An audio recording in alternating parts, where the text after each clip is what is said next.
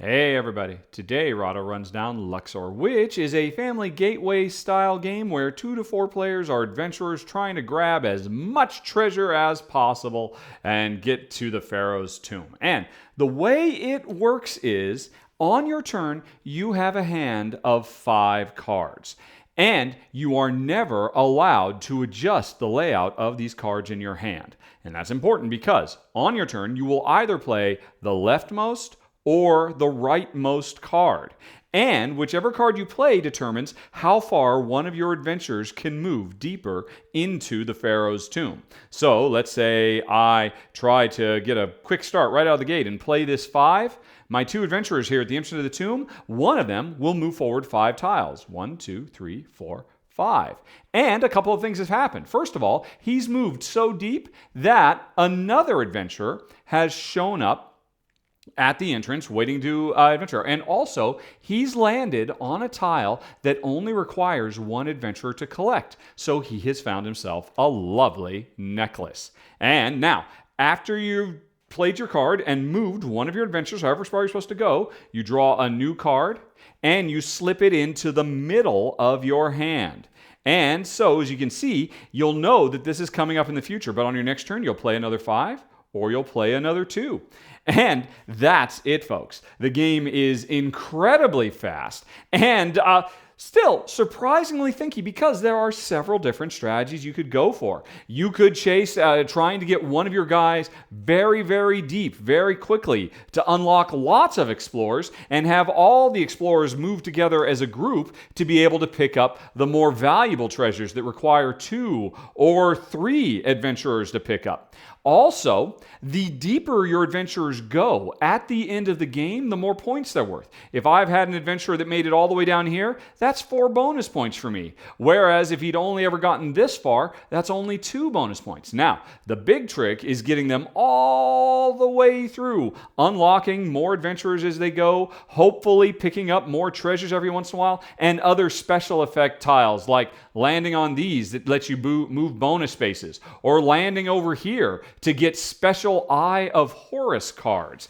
that are upgraded versions of the original, like cards that let you choose how far you want to go, 1 to 3, or limit where you have to move 3 in this case, but you can pick up treasures with 1 fewer adventurer than normal, or move all your adventurers 1 space at the same time. All kinds of crazy powers. But the other thing you can do with these Eye of Horus spaces is collect keys. Now, a key is worth 1 point at the end of the game if you haven't used it, but you'll want to use it because as you keep going deeper and deeper and deeper, eventually you get right outside the pharaoh's tomb. And that's when you'll need a key to get in.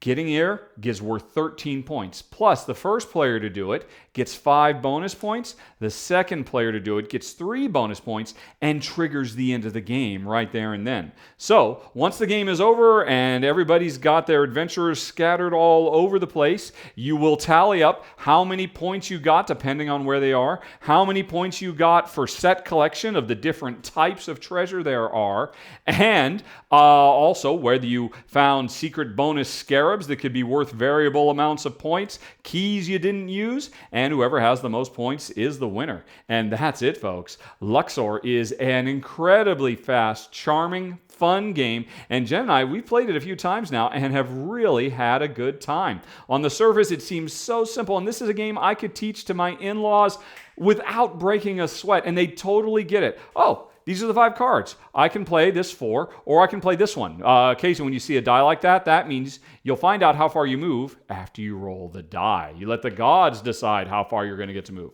But anyway, you play your left or your rightmost card, you discard it, you put a new one in, and some cards have special powers, like this is move forward or backwards 1 space, or there's a special Eye of Horus. But the gameplay is so smooth, so simple, so fast. It is a blast. And what's interesting is, while I've just described the core game, there are several different Queenie promo expansions, little mini card packs you can get that add new extra depth to the game, which I'm really looking forward to trying because just the base game, Jen and I have had a blast, and I would love to play this with more players because actually that's probably only going to be my one complaint.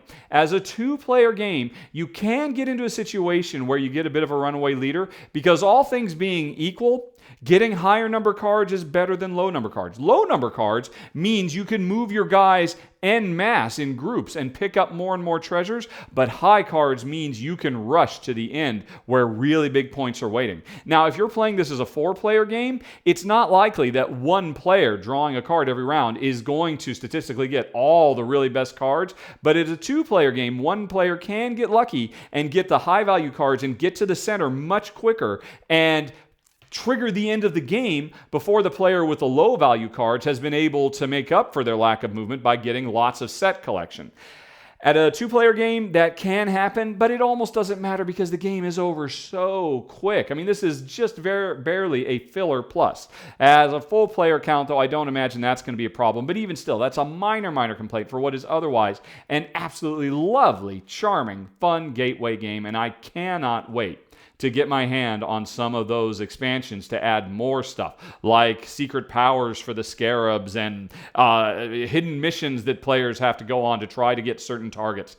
Lots of cool stuff here in the box already and potential for the future of Luxor. And that, folks, is the rundown. Thanks very much for watching. Have a very nice day. Talk to you later. So long. Bye-bye.